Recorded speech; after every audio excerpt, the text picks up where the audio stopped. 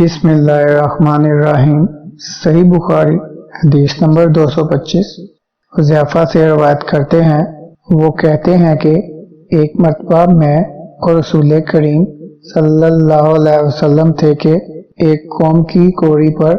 جو ایک دیوار کے پیچھے تھی پہنچے تو آپ صلی اللہ علیہ وسلم اس طرح کھڑے ہو گئے جس طرح ہم تم میں سے کوئی شخص کھڑا ہوتا ہے۔ پھر آپ صلی اللہ علیہ وسلم نے پیشاب کیا اور میں ایک طرف ہٹ گیا۔ تب آپ صلی اللہ علیہ وسلم نے مجھے اشارہ کیا تو آپ صلی اللہ علیہ وسلم کے پاس پردہ کی غرض سے آپ صلی اللہ علیہ وسلم کی ایڑیوں کے قریب کھڑا ہو گیا، یہاں تک کہ آپ صلی اللہ علیہ وسلم پیشاب سے فارغ ہو گئے۔ بوقت ضرورت ایسا بھی کیا جا سکتا ہے۔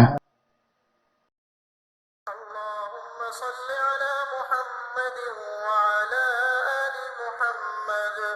كما صليت على إبراهيم وعلى آل إبراهيم إنك حميد مجيد اللهم بارك على محمد وعلى آل محمد كما باركت على إبراهيم وعلى آل إبراهيم إنك حميد مجيد